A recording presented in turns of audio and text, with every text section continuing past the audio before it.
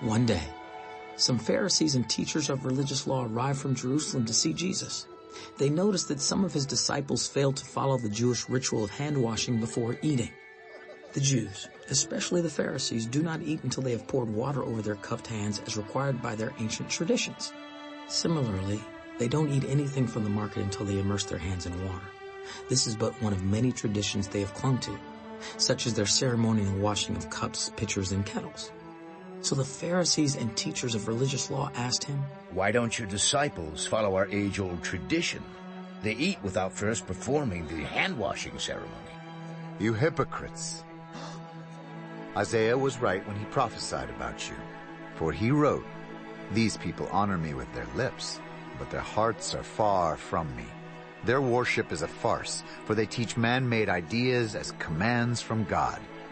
For you ignore God's law and substitute your own tradition. You skillfully sidestep God's law in order to hold on to your own tradition. For instance, Moses gave you this law from God. Honor your father and mother, and anyone who speaks disrespectfully of father or mother must be put to death. But you say it is all right for people to say to their parents, 'Sorry, I can't help you, for I have vowed to give to God what I would have given to you.' In this way you let them disregard their needy parents, and so you cancel the word of God in order to hand down your own tradition. And this is only one example among many others." Then Jesus called to the crowd to come and hear. All of you listen and try to understand. It's not what goes into your body that defiles you. You are defiled by what comes from your heart. Then Jesus went into a house to get away from the crowd, and his disciples asked him what he meant by the parable he had just used. Don't you understand either? Can't you see that the food you put into your body cannot defile you? Food doesn't go into your heart, but only passes through the stomach and then goes into the sewer. By saying this, he declared that every kind of food is acceptable in God's eyes. And then he added, "It is what comes from inside that defiles you.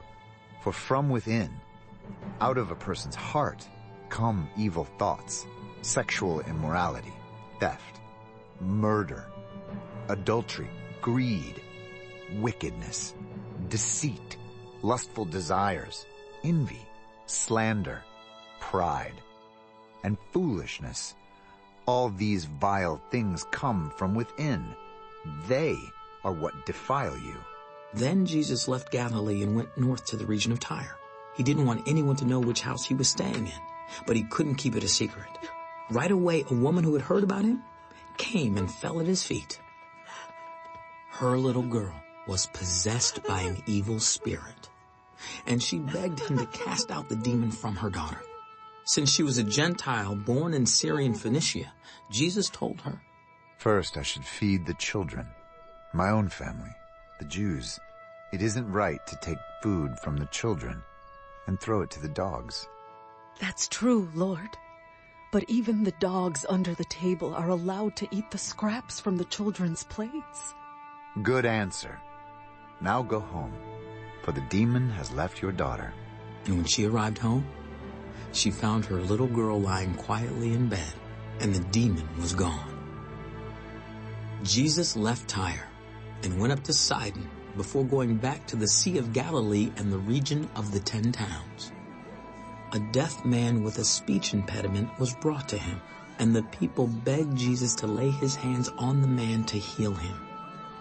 Jesus led him away from the crowd so they could be alone. He put his fingers into the man's ears. Then, spitting on his own fingers, he touched the man's tongue. Looking up to heaven, he sighed and said, Ephphatha, which means, be opened. Instantly, the man could hear perfectly and his tongue was freed so he could speak plainly. Jesus told the crowd not to tell anyone, but the more he told them not to, the more they spread the news. They were completely amazed and said again and again, "Everything he does is wonderful." He even makes the deaf to hear and gives speech to those who cannot speak.